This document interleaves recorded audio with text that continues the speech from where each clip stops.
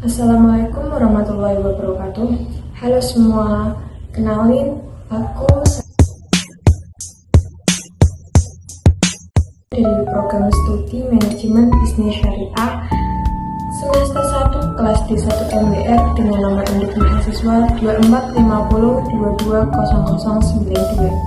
Tujuan dari pembuatan video ini yaitu untuk memenuhi tugas ulangan akhir semester pada mata kuliah dasar-dasar ekonomi syariah yang diambil oleh Bapak Siwanul Kiram.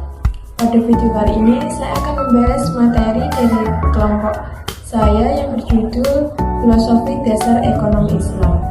Nah, pada makalah tersebut terdapat 3 pembahasan yang saya akan bahas pada video kali ini, yaitu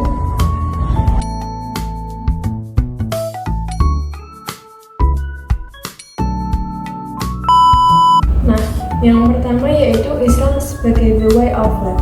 Islam sebagai the way of life merupakan ajaran yang memberikan petunjuk, arah, dan aturan-aturan syariat pada semua aspek kehidupan manusia guna memperoleh kebahagiaan di dunia maupun di akhirat.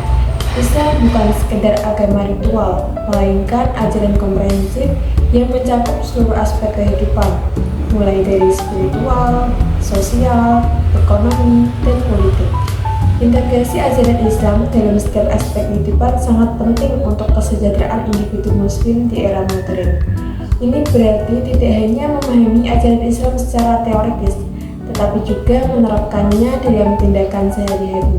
Dengan demikian, individu muslim diharapkan dapat menjalani hidup dengan penuh kesadaran, integritas, dan ketakwaan. Yang pertama, keterkaitan spiritual dan kesejahteraan. Kehidupan modern seringkali penuh dengan tekanan dan kecemasan. Konsep Islam menekankan pentingnya menjaga keseimbangan antara aspek spiritual dan material untuk mencapai kedamaian batin. Konsep Islam sebagai the way of life menawarkan panduan dalam hal ini, contohnya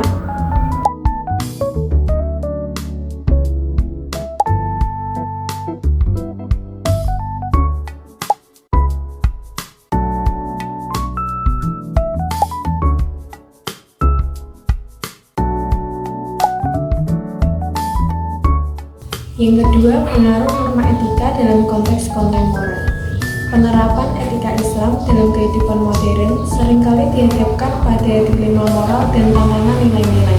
Tujuannya adalah untuk menunjukkan bagaimana prinsip-prinsip etika Islam dapat menciptakan gaya hidup yang seimbang dan bermakna. Islam memberikan kerangka kerja etika yang kuat untuk membantu dalam pengambilan keputusan moral, terutama di era di mana nilai-nilai moral sering dipertanyakan. Pembahasan mencakup bagaimana norma-norma etika Islam berfungsi sebagai landasan moral dalam menghadapi dilema modern. Contohnya yaitu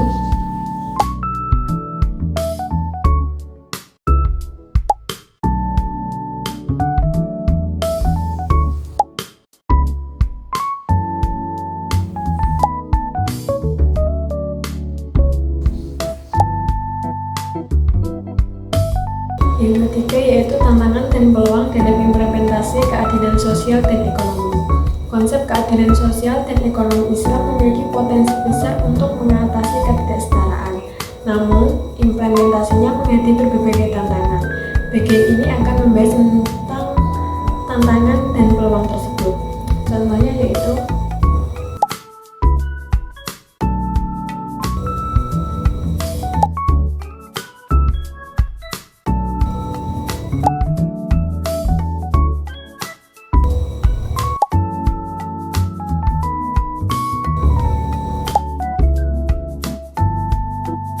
yang keempat, peran politik Islam dalam mengatasi krisis dan ketidakstabilan.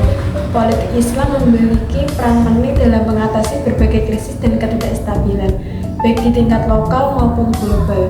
Konsep-konsep Islam dapat menjadi landasan bagi tindakan politik yang bijaksana dan berkontribusi positif terhadap stabilitas dan kesejahteraan masyarakat. Peran ini mencakup beberapa aspek utama, yaitu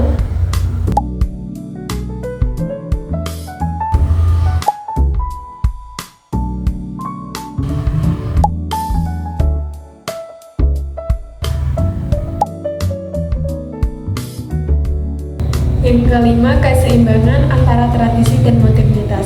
Identitas Islam harus dipertahankan dalam menghadapi modernitas. Ini berarti mengimbangi tradisi Islam dengan nilai-nilai modern tanpa mengorbankan martabat keislaman. Hal ini mencakup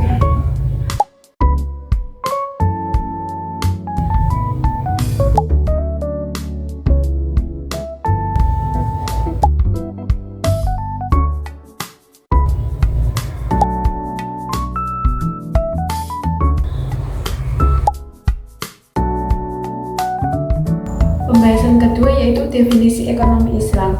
Ekonomi Islam bukanlah sekedar disiplin ilmu tersendiri, melainkan bagian integral dari ajaran Islam yang memberikan petunjuk untuk semua aktivitas manusia, termasuk ekonomi. Meskipun pemikiran ekonomi Islam sudah ada sejak abad ke-8, pemahaman komprehensif baru muncul di pertengahan abad ke-20 dan semakin berkembang hingga saat ini. Berbagai ahli memberikan definisi yang bervariasi. Tetapi pada intinya, ekonomi Islam adalah cabang ilmu pengetahuan yang berupaya menyelesaikan permasalahan ekonomi dengan cara-cara Islami. Cara-cara Islami ini didasarkan pada Al-Quran dan Sunnah Nabi. Beberapa ahli juga mendefinisikannya sebagai sistem. Ekonomi Islam sebagai suatu sistem yang mengintegrasikan nilai-nilai dan ajaran Islam ke dalam aktivitas ekonomi.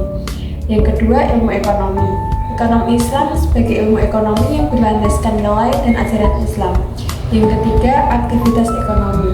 Ekonomi Islam sebagai aktivitas ekonomi yang mengikuti pedoman syariat Islam untuk mencapai tujuan syariat atau maqasid syariah, yaitu untuk menjaga dan melindungi agama, jiwa, akal, keturunan, dan harta. Ekonomi Islam berbeda dengan ekonomi konvensional karena mempertimbangkan aspek sosial dan moral dalam kegiatan ekonomi, seperti pengeluaran, penagihan, dan penggunaan. Perhatian tidak hanya diberikan pada pengeluaran barang dan jasa, tetapi juga pada dampak sosial dan moralnya terhadap kualitas kehidupan dan kesejahteraan manusia. Sistem ekonomi Islam didasarkan pada beberapa prinsip utama yang membedakannya dari sistem ekonomi konvensional. Prinsip-prinsip tersebut bertujuan untuk menciptakan kesejahteraan dan keadilan bagi seluruh umat manusia.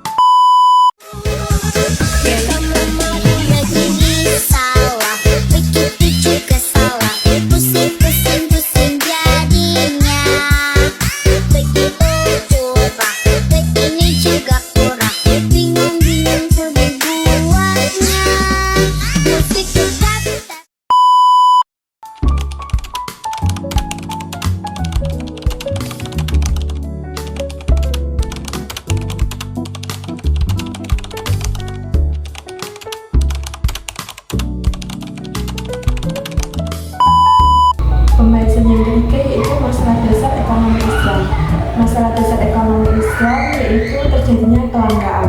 Kelangkaan terjadi ketika kebutuhan masyarakat melebihi kemampuan penyediaan barang dan jasa. Ini memaksa pilihan dalam mengalokasikan sumber daya secara optimal. Kelangkaan bersifat relatif, bukan berarti sumber daya tak cukup, tapi bisa disebabkan oleh faktor-faktor seperti tekanan kondisi tertentu, misalnya kenaikan harga BBM. Masyarakat segera membeli lebih dari kebutuhan yang normal untuk mengantisipasi kenaikan harga tersebut. Tentu saja, permintaan mendadak yang melebihi pasokan normal akan menimbulkan kelangkaan sementara pada komoditas tersebut. Kelangkaan juga bisa menjadi momen untuk menguji keimanan dan kesabaran manusia.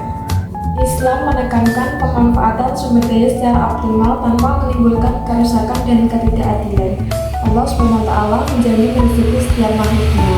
Dalam konteks Islam, kelangkaan absolut di bumi tidak ada. Kelangkaan muncul karena keterbatasan pengetahuan manusia dalam memanfaatkan sumber daya. Barang yang dapat diolah dan dimanfaatkan manusia termasuk barang ekonomi, karena memiliki kelangkaan. Barang di luar jangkauan kapasitas produktivitas manusia bukanlah barang-barang yang langka. Dengan demikian, bukan barang ekonomi.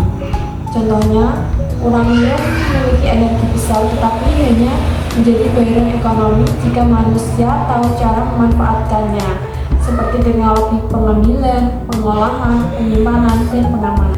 Baiklah, sekian pemaparan dari saya terkait filosofi dasar ekonomi Islam. Saya mohon maaf jika terdapat kesalahan kata maupun perbuatan. Sekian dari saya. Wassalamualaikum warahmatullahi wabarakatuh.